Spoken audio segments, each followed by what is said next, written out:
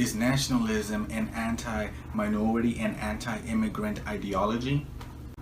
I understand that when the word nationalist comes to mind, many people often somehow categorize it with xenophobia, racism, bigotry, anything to do with what a Nazi would stand for.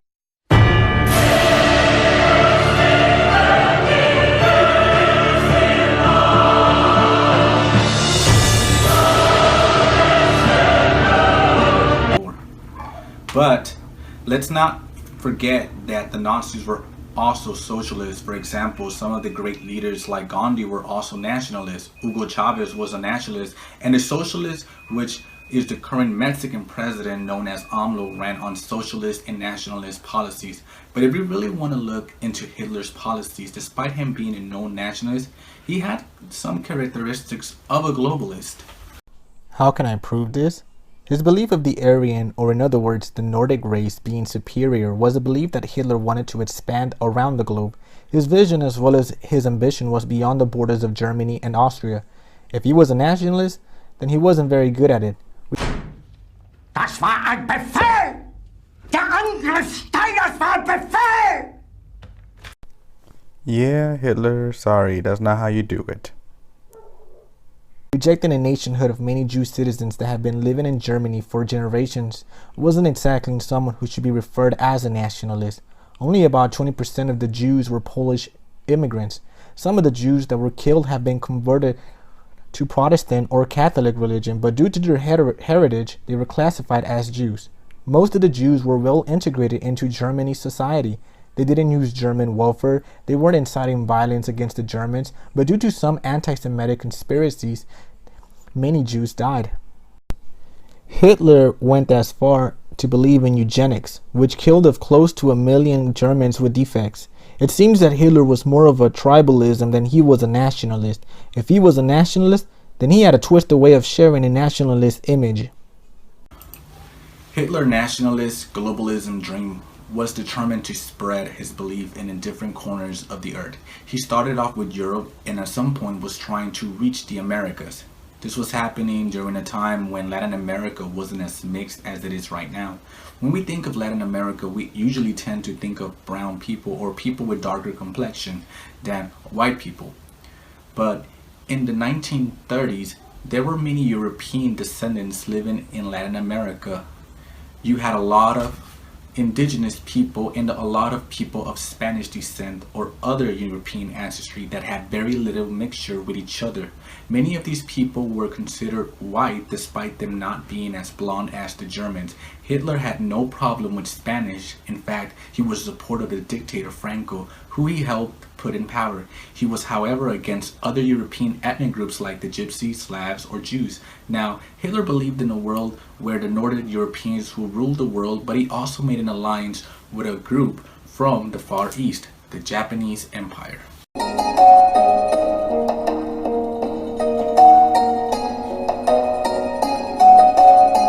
The Japanese Empire was expanding Japanese superiority throughout Asia, which was in a way similar to Hitler's beliefs.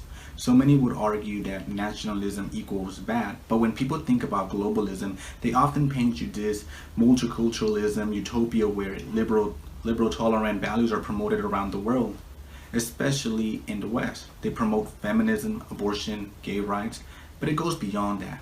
But we must not forget that globalism and nationalism are diverse.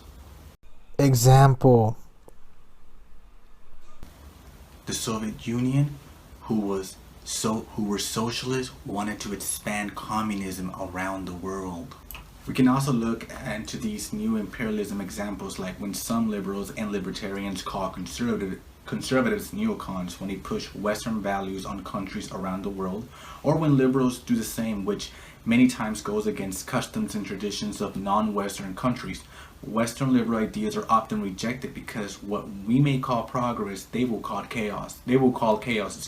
Some Islam factions are also believe in a type of globalism style, which are willing to spread it around the world in many parts of the world.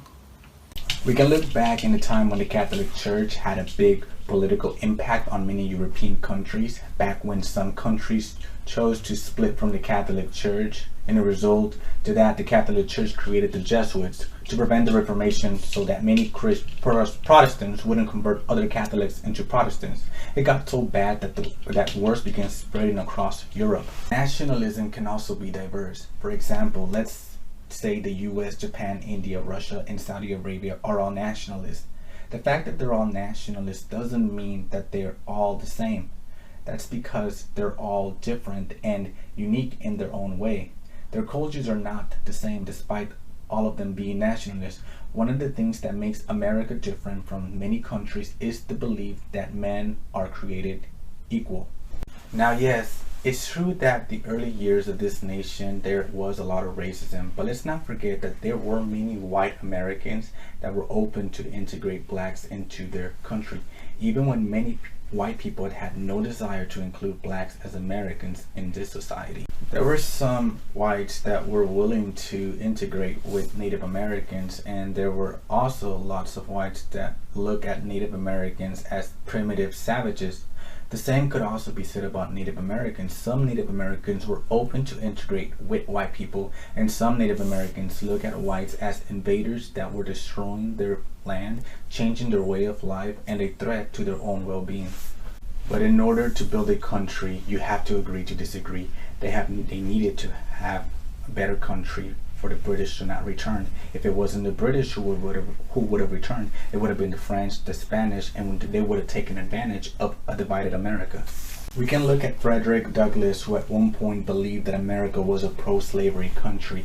He was influenced up in his early years by William Lloyd, who believed the Constitution was a pro-slavery document, which at times he even burned copies. One famous speech Douglass gave was, "What to the slave is the 4th of July?" and eventually evolved in acknowledging that America's Constitution was an anti-slavery document, and later quoted, "A black man in a free state is worth just 2/5 more than a black man in a slave state, as a basis of political power under the Constitution. Therefore, instead of encouraging slavery, the Constitution encourages freedom by giving an increase of 2/5 of political power to free over slave states. Taking it at its worst, it still leans to freedom, not to slavery." Franklin believed that since the Constitution didn't talk about slaves, that the Constitution was an anti-slavery document. His religion's beliefs made him a strong abolitionist. So in retrospect to what a national is known, it actually is about putting your country first, preserving the sovereignty and culture of the country. It is about putting your country in as a priority and not be focused and obsessed on fixing other countries. Now, you do have to respect other countries. Doesn't mean that we shouldn't be isolationists either. After all, it is useful for a country to have a national security by relying on central intelligence where we can gather information from other countries to prevent an attack from other countries. But in order to believe in nationalism, you must preserve the values of America. We can't be naive in saying that people from other countries share the same values. Could you imagine if we let immigrants with a communist mentality? That wouldn't go well with the American belief about pursuing our own happiness. Or imagine if the Holy Roman Empire was still around and we let Catholics in that didn't understand the separation of church and state. We need to be careful because not every person outside the US shares the beliefs that all men are created equal or the belief of freedom of speech and of religion. The fanatical Muslims don't believe in our values. You must protect our culture to preserve our values, or else they can change your country. They would change everything our founding fathers gave us simply for accepting multiculturalism. Imagine living in Sharia law. Sure, Christians and Jews can worship their own God. You can be a practicing Jew or a Christian and even serve in the government in some Sharia type of governments. But you will have limitations. You will be forbidden to convert a Muslim. Under Sharia law, you won't have the liberty to leave Islam and become a Christian, unlike America, where you can stop being a Christian and choose Islam if you wish to. Yes, it varies depending on the Muslim countries, how much freedom a woman can get. It's true that Christians and Jews are exempt from drafted in the military if there was a war. under a Sharia law government, but it is also true that they have to pay a tax. I understand that not all Muslims interpreted the Quran in this way. We can look at 3 dictators like Hussein, Gaddafi, and Assad that were nationalists and did very little to expand the caliphate around the Middle East. Yes, I understand that these dictators were brutal, but we also have to acknowledge that they were not as strict in enforcing Sharia law compared to Iran, Saudi Arabia, and these barbaric ISIS terrorists. We can't deny that there is a fanatical version of Islam that wants to spread around the world. So what then? What steps should America take on our immigration policy? First, we must understand that America is a republic which is concerned about public matter, not private concern, and it is controlled by the people for the people. Regarding our laws, it is Congress who passes immigration laws, while the president enforces laws that are permitted to enforce the laws passed by Congress. There isn't really a constitutional law where Congress can close the country indefinitely or make our immigration laws more liberal and flexible than they already are. But as a country, we must use wisdom to help preserve this nation. Immigration has positive and negative effects on a nation, but the most vital effect it has is on its culture.